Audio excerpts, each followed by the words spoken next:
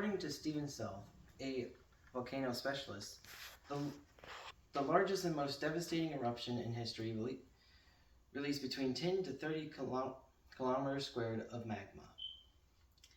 I'm here today to inform you about the effects of volcanoes. And magma is not the only thing that volcanoes have an effect on. It is also other things like chemicals like CO2 and other volatiles that come out of magma.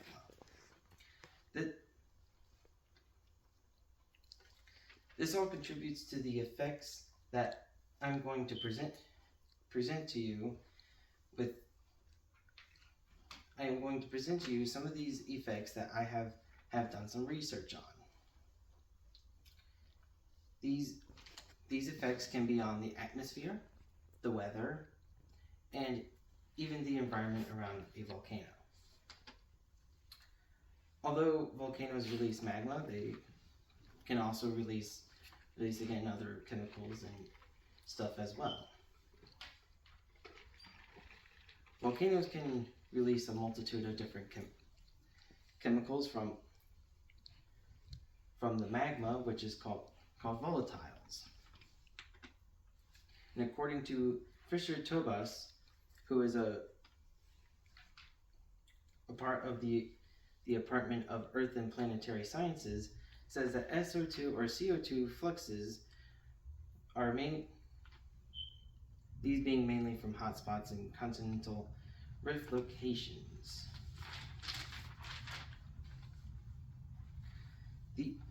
These are just a couple of chemicals that are part of magma and can come from strong emitters that are also called volcanoes, and these volcanoes have to measure up to 0.014 Tg of SO2 every year to be considered one of these strong emitters.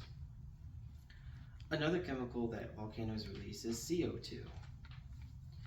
Tobias claims that CO2 is the most interesting chemical that comes from volcanoes. The reason for this is because it has the strongest ability to affect the climate in a nearby area or the entire atmosphere. Along with this, there has been reports that have been recorded that CO2 is actually trapped underneath the Earth's crust in all different forms of solids, liquids, or even gases. And the Royal Society, Stephen Self, says that some volcanoes, called supervolcanoes, can release so much CO2 that it can affect the entire globe. However, the last time that this has actually happened was about 26,000 years ago. Volcano eruptions can cause for the releasing of many different chemicals, and CO2 being the most interesting of those because of its strong ability. Now, with these eruptions, we also find that it can also affect the weather. An example of this is on June 12, 1991, an eruption from Mount Pinatubo, probably butchered that really badly, had an eruption where the CO2 gases, according to a U.S. Geology survey, they said that CO2 formed a cloud around the surrounding area. The cloud was formed because of the SO2, should I say. The SO2 combining with the water nearby that then formed this cloud. This cloud then blocked the sun, which then caused a decrease in the temperature by 0.5 degrees.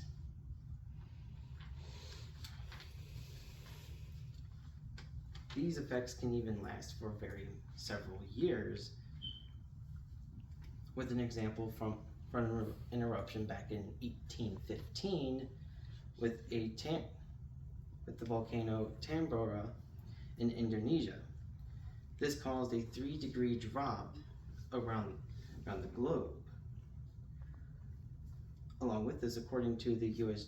Geological Survey, they say that even a year after the eruption, most of the northern hemisphere experienced sharply cooler temperatures during the summer months. This would be later known as the year without a summer.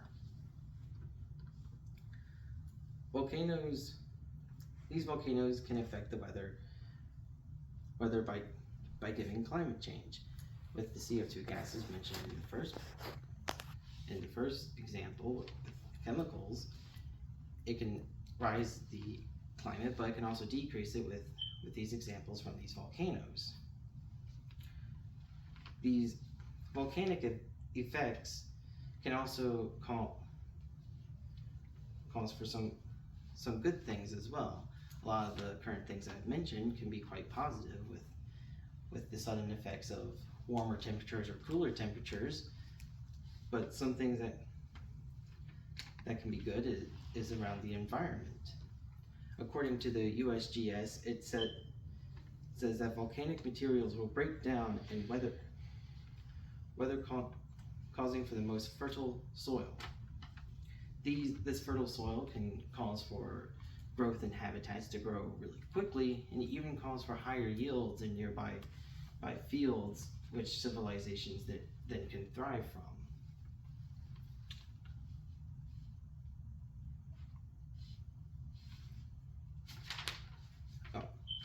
And according to the British Geological Survey from 2012, in an article called Living with Volcanoes, it says that volcanic deposits are enriched in elements such as magnesium and potassium, leading to the reason why these soils can be very, very rich. Along with this, the USGS also claims that metallic materials like copper, gold, silver, lead, and zinc can be found in the remains of extinct volcanoes. And according to the British Geology Survey, they say that these metallic materials come from rocks that have been heated up in very hot water, which then cause these materials to form. This is how these valuable materials are now formed and then mined for uses like computers and things like that.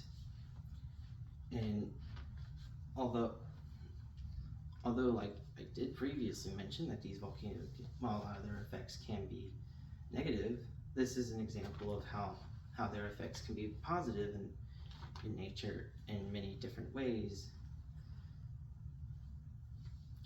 So volcanoes have very many effects in the environment around it.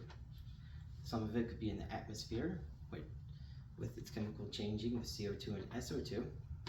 It can also affect the weather through either cloud coverage or maybe the spread of CO2, whatever it may be. And even the environment with the releasing of potassium and magnesium into the ground, or even the giving of metallic and rare valuables such as copper and gold. This is only some of the effects that volcanoes can have. There's many number of effects that volcanoes can have, but these are just some of the effects that they can have. Thank you.